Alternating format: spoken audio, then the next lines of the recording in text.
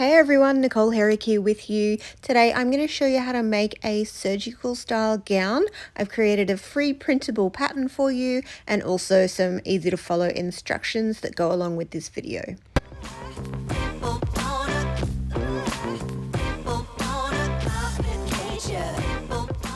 Once you have downloaded the free pattern and saved it to your computer, you can open up the file and you'll be able to tile print this on any paper size that you like. So whether you've got letter paper or A4 paper, it doesn't matter. We're going to do this via tile printing. So go up to File and click Print. Now your document, your dialog box might look a little bit different from this, but what we want to find is the scaling section and we want to find Tile All Pages. So you can see here that this shows me that I'm going to have a total of 36 pages. It might sound like a lot, but don't worry, the printing of the ink is very, very minimal because it's just very thin lines. What I want you to take note of here is how many pages you've got going across and whether they're in portrait or landscape. So I can see here that mine go long way, so that's landscape. So I've got 4 across the top and then I've got 9 going down. And also take note of sort of what the overall pattern looks like, so that as you're laying them down, you can just make sure they're all in order. Now just overlap the pages ever so slightly and tape them all together. And once that's done, you can cut out the size that you need. Now, as with all patterns, you just cut out the size that you need. If you want another size cut out, you'll just have to print another one. Or you can make clones with newspaper. If you don't have a printer and you need to hand draw this pattern, absolutely no problem.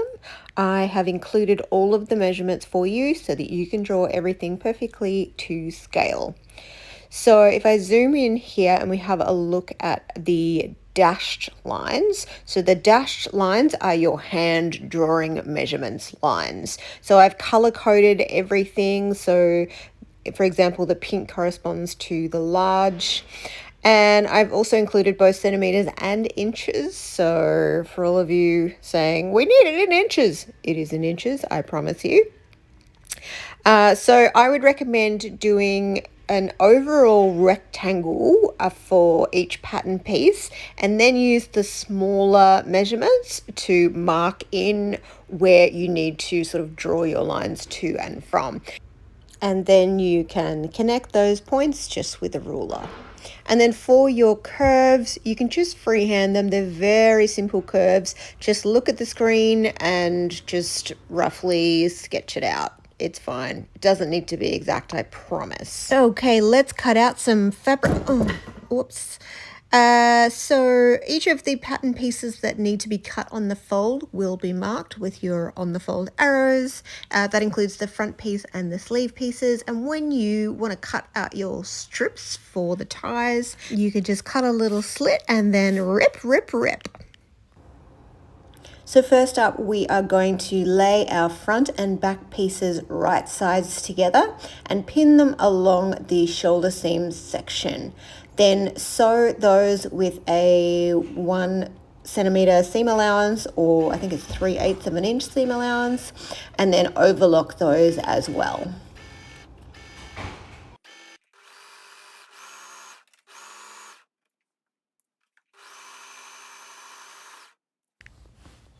Now for a slightly tricky part, we're going to put bias binding around the whole neck edge. So I'm starting at the back of the garment, wrong side facing up, and I have the bias binding tape unfolded on the right hand side, and that's lined up with the edge of the fabric.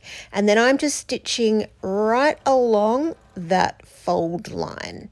Okay, so just keep it steady, go really nice and slow. Inch around the curves where you need to. Any seams that need to flop one way or the other, just make sure you push them in the right direction and just gently, gently go smoothly around the curves. And this is what it will look like from the front side. Okay, so now we're going to tuck in that raw edge and then fold over the bias binding. So you're basically folding the whole bias binding in half so that the inside of the fabric, which is here, and the outside of the fabric look the same. So we're just going to stitch along the outside of the fabric and just stitching right along that edge of the bias binding to seal everything in. Make sure all those raw edges are really nice and concealed. And just make sure you're covering up that stitch line from the back side, and that gives you a really good guideline as to where you need to be folding that bias binding to. For a slightly easier version, use a wide bias binding. So now we're going to sew our sleeves in. So open your garment out so that the armholes are all out flat, and then place your sleeve on top. Now, just a quick note here, I've got a seam down the center of my sleeve. Just ignore that. I was using up some extra fabric and I couldn't fit it on the fold. Okay, so what we need to do is right sides together, place the center of the sleeve top at the center of the shoulder seam, and then we want to pin around 1/2 of the sleeve hole. So these are opposite curves, okay? So it is a little bit tricky. You just kind of need to like go an inch and then put a pin, maneuver it into place, and see how you go. Just do the first half of the sleeve because it's too difficult to pin the second half. So just take your time and go slowly through this first half of the sleeve, making sure that no bits of fabric are getting stuck underneath. And then when you get to the second half of the sleeve where I haven't pinned, just pull all of your fabric back towards you and just pull each section of the sleeve together just for an inch as you go, and you'll find that it just comes together really easy and you don't really need to pin it. Once you've sewn both of those, serge or overlock them. And whilst you're at the serger, just finish off that raw edge of both of the bottom of the sleeve, so the cuff area. And now we're going to sew up our straps. So just folding the strap piece in half so that you can do one long strap. And then once we've done that, we are going to turn it in the right way. I'm using a turner here, and you can see it has a little hook and a bar on the end. You simply slide it all on, hook the end, and then turn everything inside out, but you can just use a safety pin. It just takes a little bit longer. Once we've got it in the right way, we're going to top stitch it. This really makes a difference. I highly recommend this. And then we just need to cut it into 4 pieces, and that's our 4 straps. Or ties. They're ties, Nicole, not straps. So now we can sew our side seams up. So I need to pop a strap 20 centimeters down on the left-hand side. So I've got right sides facing together and the back is also facing me. Go down 8 inches or 20 centimeters and pop a strap on the inside there so that when you sew up the seam, it goes into place. And then just pin up the sleeve, and you can sew down that full side, and then the other side doesn't need a strap.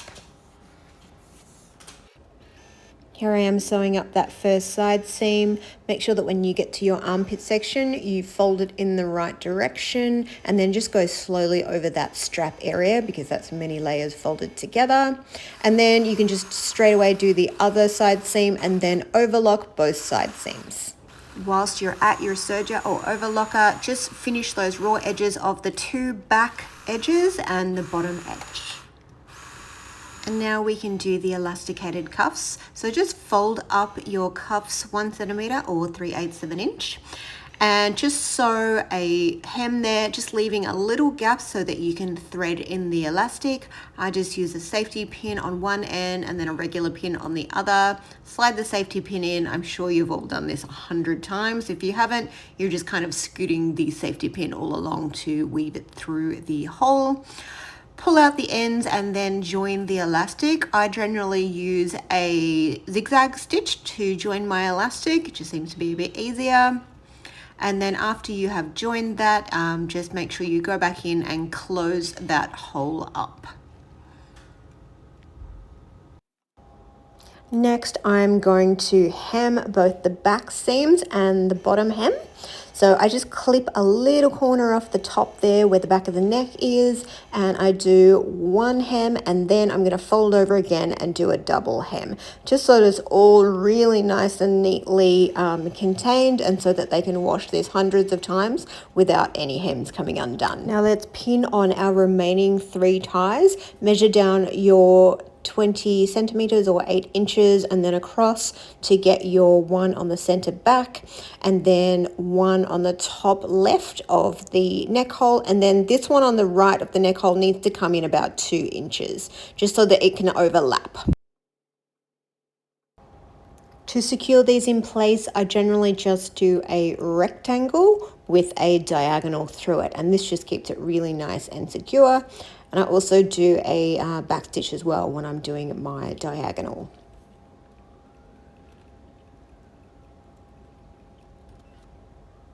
To finish off the ends, I just use a zigzag stitch and just go right on the end just to give it a bit of protection. And we are finished! Sorry guys, I don't have a glamour shot of me putting on this gown because I couldn't be bothered putting on any makeup for you. If you are making some of these for your local healthcare workers, please let me know in the comments down below because you are an angel as well. If this video was in any way helpful for you, please give me a like and drop a comment below. It really helps me out. And if you haven't already, subscribe.